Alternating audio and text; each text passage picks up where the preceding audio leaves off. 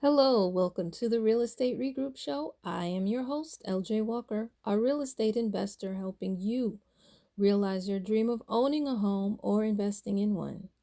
Today's show, I'm going to talk about how you can buy a house during this quarantine season. Believe it or not, there are people who are still closing on property. It has not slowed down all over the United States, only in certain areas. But even in areas where there is a quarantine and there is a shutdown, here are a number of ways in which people are managing to get things done. First off, I know here in New York, many of our banks are still open. So you can go to the bank and you can speak with a loan officer and get pre-approved for a loan. If you don't want to physically go to the bank, you can call the bank up on the phone, speak to a loan officer that way. When you do that, though, you will end up having to fax all of the documents that they require in order for you to get pre-approved. And that's normally your IRS forms and what have you. During this day and time, I'm going to let you know this. Particularly for those of you who are new investors, many of the loan officers are overwhelmed.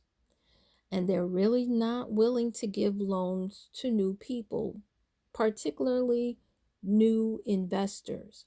Homeowners, if everything on paper looks good, yes. But in real estate investors, not so much. That is why it is good to be in a group or have an established relationship with a mortgage loan officer. Because a lot of these officers, they say, if we don't have a relationship, we're just not going to want to do business with you. So for a newbie investor, you're going to have a little bit of a challenge. You may have to look at hard money lenders or private lenders or do some other form of creative financing like owner financing or subject tos in order to get the deals that you want. Okay. Next, realtors. Many realtors are actually selling properties virtually. So they'll have a lot of pictures and videos for a person to simulate walking through the property that's of interest to them. You can use a wholesaler, but if you pick up my book, The Perils of Real Estate Scam Alert, you know why I'm a little hesitant in letting you do business with a wholesaler, particularly during this time of quarantine. Okay. Now, let's say you are the seller and you don't want to use a realtor because you're trying to save money. That can be a little bit dangerous. And I'll tell you, the reason is because the laws are changing so much, so often, that if you don't have the right paperwork, your deal may not necessarily go through. You may be sued later on. But if you insist, then I would say take a picture of every single room. Make sure that the rooms are clean, tidy, and organized. And also, it's good if you could do a video. You probably will get more people interested in giving you a bid for your property. But either way, if I do strongly suggest, though, that you use a realtor during this particular time more than anything else. One that's trustworthy, one that you one that you have references from people that you know. However, if the person that you got a reference with, if the two of you don't gel, do not force the relationship. If you don't like their attitude towards you, if you don't like the way they do business, don't force it just because you got a good reference. Keep looking until you get somebody that you are comfortable and confident with, and make sure you check their credentials yourself before you go and do business with them. Next, sellers. Some of them are actually offering warranties on their home because they know that doing a proper inspection during this time is not easy at all. So I would definitely look at anybody, or even if they don't offer a warranty, as the buyer, I would say, are you offering a warranty on this home just in case something breaks down 30 days after the quarantine is over and we move in? I would definitely ask that question. I would probably even make it a suggestion to my lawyer to say, I don't want to buy the property unless I get some sort of warranty on the appliances and anything else in the home. Okay. As far as inspectors go, many of them are using apps like Zoom and WebEx to go through the home with both the homeowner and the seller, and letting both know what needs to be fixed and what does not need to be fixed. Appraisers are also doing the same thing. Now, here's the deal though.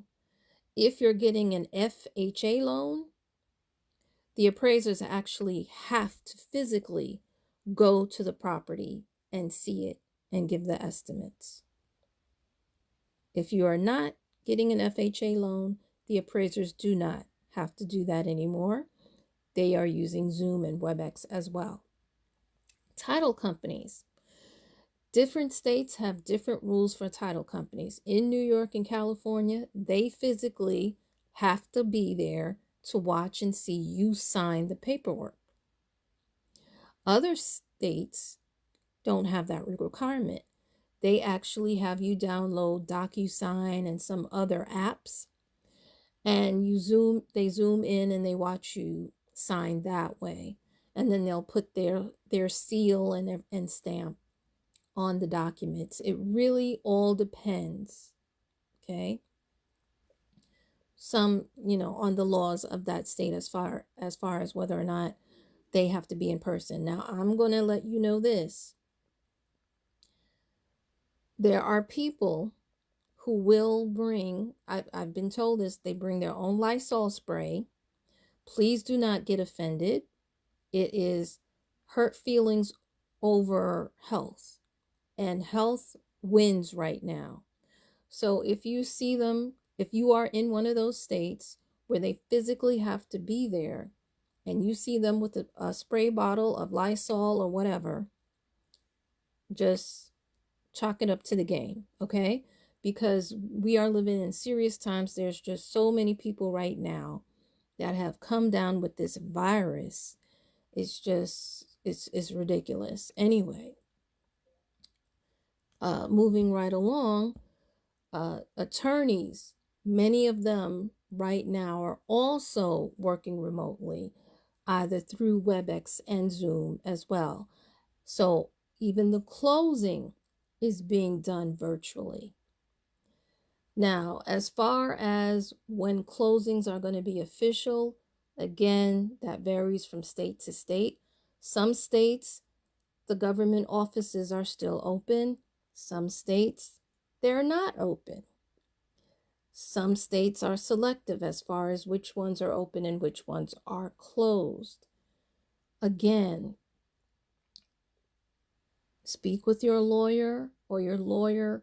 I know that some people do business without a lawyer, but I honestly feel, especially in this day and time, more so than ever, please get a lawyer. Please do not rely on any boilerplate documents that were given to you in any of your real estate classes, unless you are somebody that is experienced and you've been doing this for many years, number one. And number two, the people that you've worked with, your team,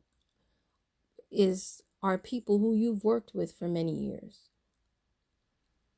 Other than that, please get yourself a lawyer to assist you on these deals, whether you're buying or selling a home during this quarantine period. Well, folks, that's all I have for you. Hopefully, the information that I've shared will help you make smart financial moves. Remember, feel free to pass this along because each one, teach one, reach one. Bye for now. Until next time, have a good night.